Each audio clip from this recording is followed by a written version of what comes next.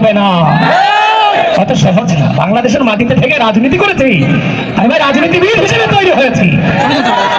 আজকে সেই গুপ্ত সন্ত্রাসীরা বাংলাদেশের সক্রিয় নেতৃত্ব যারা বাংলাদেশকে ধারণ করি, তাদের নেতৃত্বের কারণে বাংলাদেশের স্বাধীনতা সার্বভৌমত্ব টিকে আছে, সেই নেতৃত্বদেরকে টার্গেট করে সেই গুপ্ত শিবিরের সন্ত্রাসীরা নানান ধরনের অবাচ্য ধরনের শব্দ উচ্চারণ করে নেতৃত্বের বিরুদ্ধে।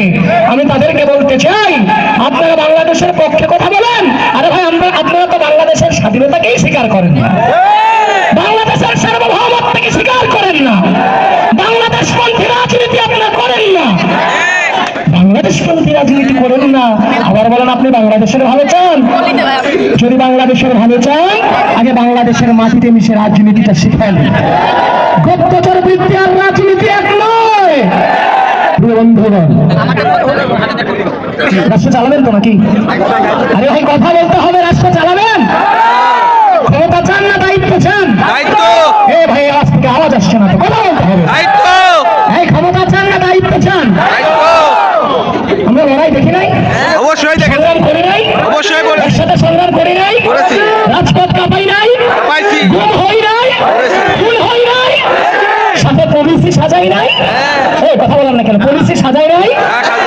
আমরা একদিকে যেমন রাজপথে লড়াই করেছি, ঠিক একই ভাবে যে অত্যাচারের বিরুদ্ধে, যে বৈষম্যের বিরুদ্ধে আমরা লড়াই করেছি, সে লড়াইয়ে যদি আমরা বিজয়ী হই, তাহলে আমরা এই রাষ্ট্রকে কিভাবে বিনির্মাণ করব, সেই পলিসি আমাদের হাতে আছে নাকি নাই?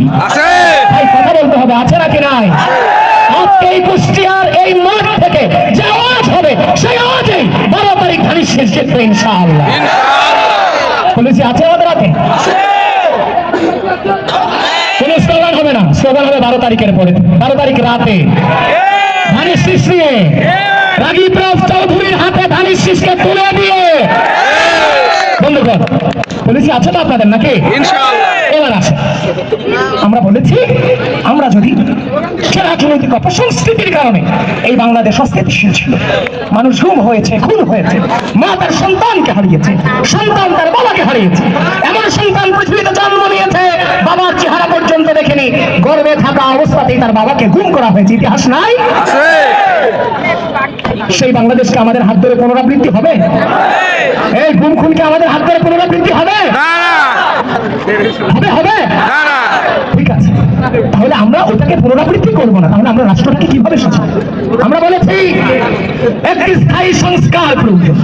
আজকে তারা সংস্কার নিয়ে অনেক কথা বলে।